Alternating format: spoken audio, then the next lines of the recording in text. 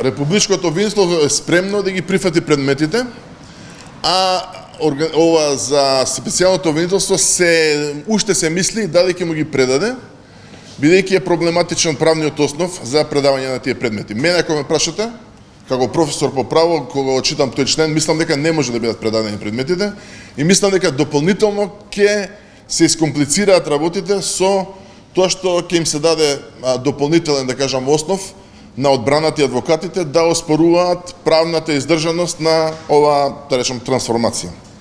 Во дадената ситуација, каде што министерката разговара во име на политичка партија за судбината на СЈО со друга политичка партија, нашата улога е многу незгодна да искачаме ние сега како советници на една партија, бидејќи ние немавме контакт со идеите и представниците на ВМРО.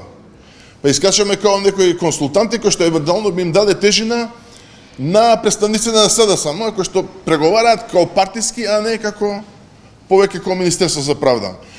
Групата би требало да работи као група во Министерство за правда без партиски влијанија. Мојот предлог беше, кој што верувам нема да помине, да ако сакаат политичките партии да остаат работната група, да искочи со професионален, да речам,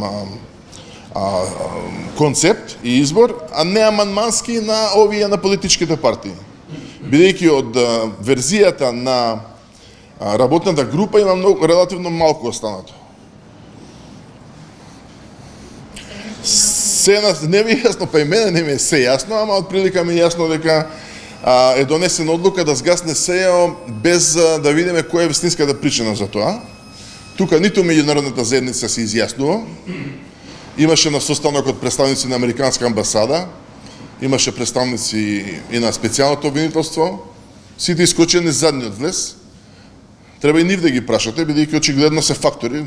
Не беше моја идеја да се формира СЈО, беше идеја на Американската амбасада. Во кој момент тие Европска унија се откажа, не е идејата да се бутка сега законот за обвинителство како наслов, да донесеме закон. Идејата беше со тој закон да се обезбеди СЈО на потрајна основа. А кога се откажа од таа идеја, сега е остана голиот наслов да се бутка да има некој закон кој што зад кој не стои ништо или стои нешто сосема трето. И сега со право сте вие збунете и правната фела и невладиниот сектор. И тоа не е добро, бидејќи и за тоа треба по мене тој закон да не се носи на брзина.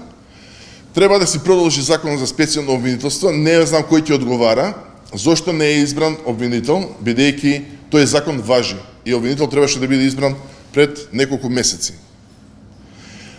Најдобро е да се избере обвинител кој што ќе ги продолжи предметите во рамки на законот за кој што постои согласност и пропишана процедура по која што делува, бидејќи трансформацијата на овој начин со кој што би се извела сега, ќе ги искомплицира работите повеќе од кога што ќе придонесе да се завршат барем предметите за кои што се суди. Значи, во име на тоа да не се има некаква скриена амнестија за спорните предмети од аспект на уставноста и законитоста на рокот поведените истраги по 18 месеци, се ставаат на тенок лед и другите предмети, вклучително и главниот кој прислушкувал изошто. Бидејќи ние кој јавност очекуваме тоа да се заврши. Второ, концептот на СЈО, односно самото име СЈО како символ за промени за правна држава, по мене не треба да сгасне, како што сега се нуди. Бидејќи тоа не е само некој обвинителство и група луѓе, тоа е концепт, символ на борба за владење на право.